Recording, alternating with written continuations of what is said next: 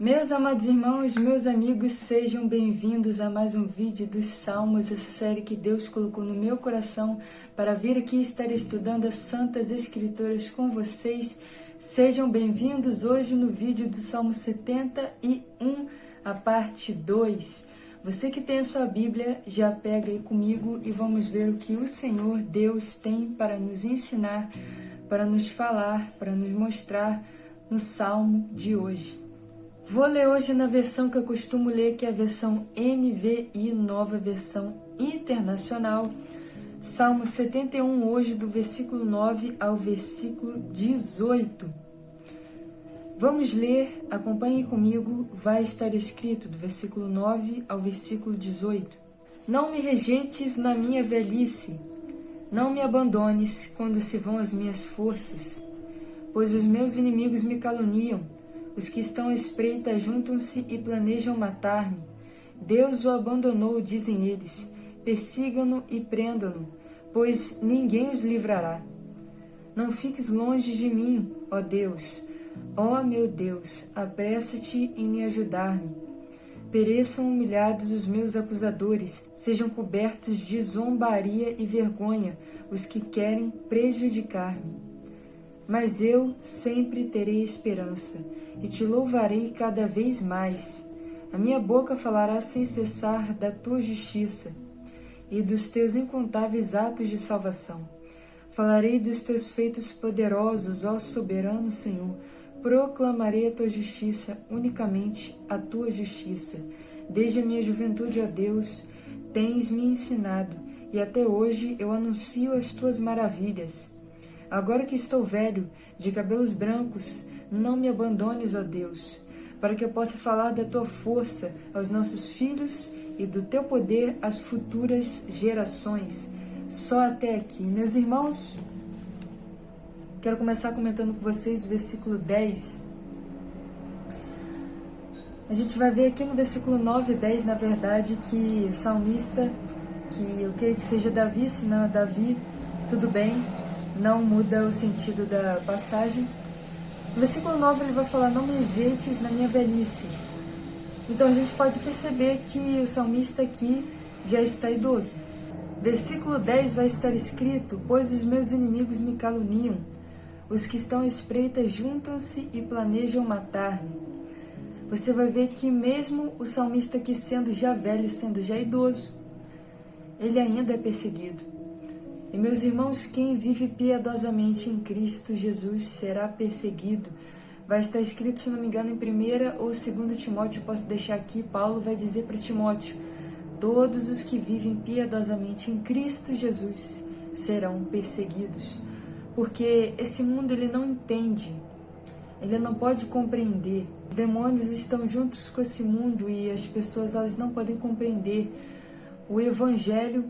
A maioria não vai compreender o Evangelho de Cristo e não vai concordar com muitas coisas que nós falamos sobre o Senhor.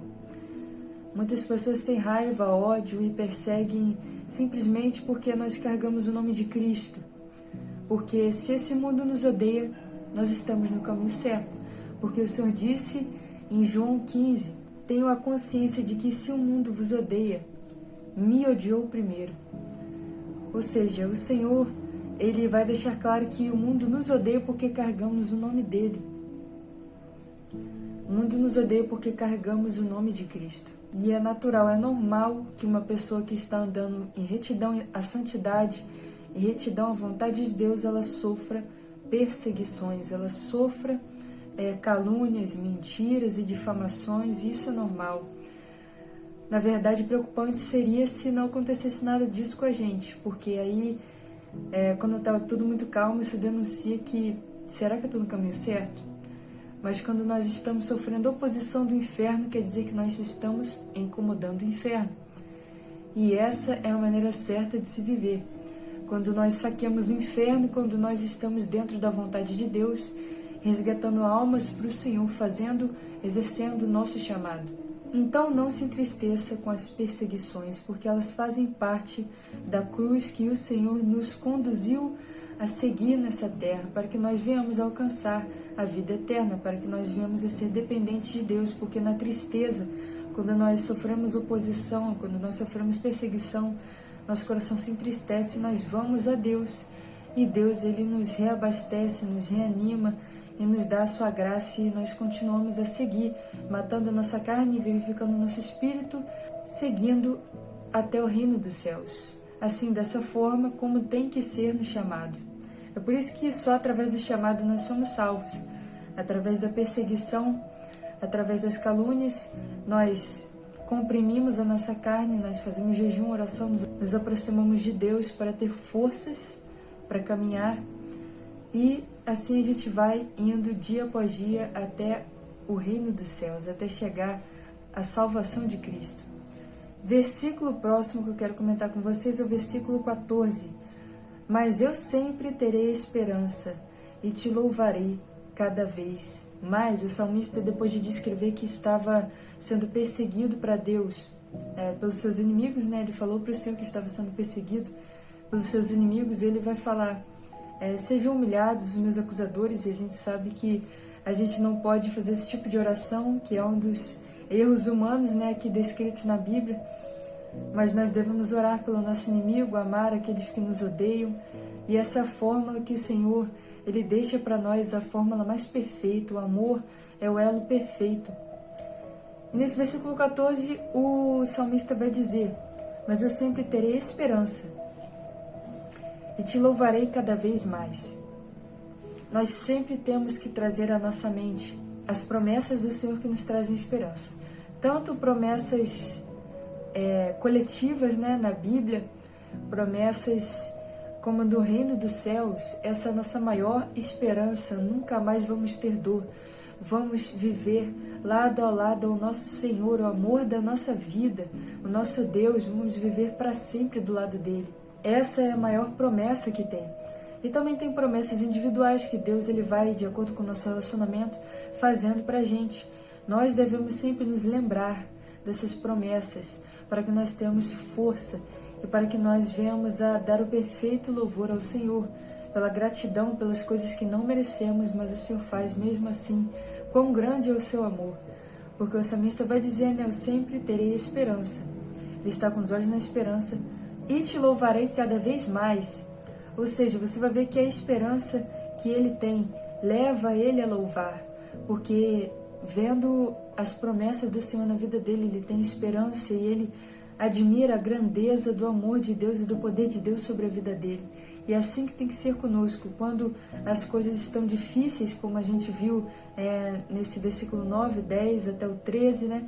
Ele vai relatar perseguições. Quando tudo está difícil, é que nós temos que ter esperança. Como ele disse aqui, né? Mas eu sempre terei esperança. Mas, ou seja, apesar de toda essa perseguição, eu escolho ter esperança. Mas eu terei esperança e te louvarei cada vez mais. É uma decisão de fé que o salmista aqui está tomando e que nós devemos também tomar. Louvar, parar as nossas aflições, as nossas preocupações e angústias e colocar os olhos naquilo que nos traz esperança, nas promessas de Deus para nós.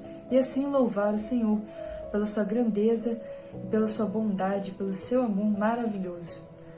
Próximo versículo, versículo 15. Na verdade, 15, 16 e 17 são como se fosse um, né? Vou ler com vocês. Versículo 15 vai estar escrito: a minha boca falará sem cessar da tua justiça e dos teus incontáveis atos de salvação. Aqui, o salmista está evangelizando. Minha boca falará sem cessar da tua justiça. A justiça do Senhor é a justificação que Ele nos deu de pagar pelos nossos pecados. E assim nós somos justificados diante de Deus. Ou seja, Ele está aqui evangelizando, né? Ele está falando da justiça do Senhor. A minha boca falará sem cessar da tua justiça.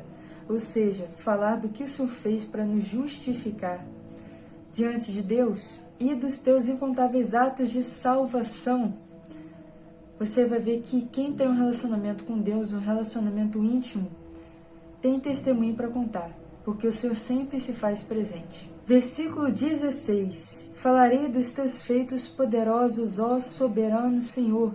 Proclamarei a tua justiça, unicamente a tua justiça. Então você vai ver que nós devemos proclamar as maravilhas, as grandezas, os feitos poderosos do Senhor, testemunhar, né? Testemunhar os feitos poderosos do Senhor, a sua justiça, ou seja, o Evangelho, a justificação que Ele nos deu. Nós não podemos nos calar. Nós temos que anunciar as boas novas. Nós somos mensageiros de Deus nessa terra.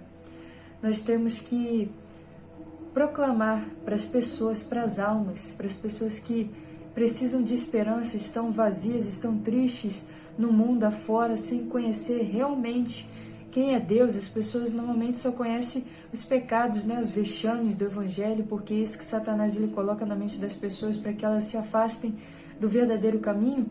Mas nós temos que anunciar quão grande, maravilhoso, poderoso é o Senhor, que Ele está mais perto de nós do que nós imaginamos e que a salvação ela é uma realidade, ela é uma esperança para nós. Na verdade, é uma história de amor, não de condenação. É isso que eu gosto de falar, que eu costumo falar quando eu evangelizo, né? É muito mais uma história de amor do que de condenação, porque se fosse da vontade de Deus condenar a gente, Ele não nos teria enviado o Senhor Jesus para abrir caminho para nós e para trazer essa esperança, esse caminho que a gente não tinha, que era fechado para a gente. Hoje, Ele é uma esperança para nós. Versículo 17. Desde a minha juventude, ó Deus, Tu tens me ensinado, e até hoje eu anuncio as Tuas maravilhas. De novo, sobre anunciar, né? Sobre proclamar as maravilhas do Senhor. Contar sempre que a gente tem oportunidade do nosso testemunho. Falar sempre que a gente tem oportunidade do Evangelho de Deus. Evangelizar quando o Senhor ordenar as almas. Muito importante a gente sempre soltar a voz, né? Proclamar, não nos calarmos. Versículo 18. Agora que estou velho de cabelos brancos, não me abandones, ó Deus, para que eu possa falar da Tua força aos nossos filhos e do Teu poder às futuras gerações. A importância da gente passar de geração em geração quem realmente é o nosso Deus, quão maravilhoso, vivo, santo, justo é o Senhor, e como nós somos privilegiados de termos o Senhor Jesus acessível a nós, a graça de Deus. Quão grande foi a salvação que o Senhor nos deu, quão grande foi o plano de Deus e bem efetuado. Ele foi maravilhosamente entregue por amor de nós. Ele mesmo diz: eu me entrego, não são vocês que me matam, mas eu dou a minha vida. Então nós temos que falar desse amor, temos que falar dessa esperança, desse Evangelho que nos trouxe, o que nos motiva a obedecer, a ficar com Deus, o amor. Então, temos que sempre estar atentos à voz do Senhor e não nos calarmos, sempre aproveitar para proclamar as boas novas, o Evangelho de Deus. Não nos envergonhar, mas sim nos orgulhar de quem é o nosso Deus, nos orgulhar e nos engrandecer, proclamar o nosso Deus, que é o único Deus vivo, o caminho da verdade, que é poderosa para salvar, para libertar e para curar. Mas lembre-se, prepare-se, peça direção a Deus, porque quando nós vamos debaixo da ordem do Senhor, nós temos uma garantia de que o Senhor está conosco. Fale com o Senhor, porque o Senhor certamente lhe confirmará. Mas quando nós não temos uma ordem do Senhor, é melhor aproveitar as oportunidades, as pequenas oportunidades, né, do dia a dia, do trabalho, da escola, da faculdade, enfim, para a gente evangelizar assim e a gente fazer o ID do Senhor da melhor forma que a gente puder. Meus irmãos, meus amigos, muito obrigada a você que permaneceu até esse ponto do vídeo comigo. Que Deus te abençoe, te guarde, te ilumine. E até o próximo vídeo, se Deus quiser. Fique na paz do Senhor Jesus.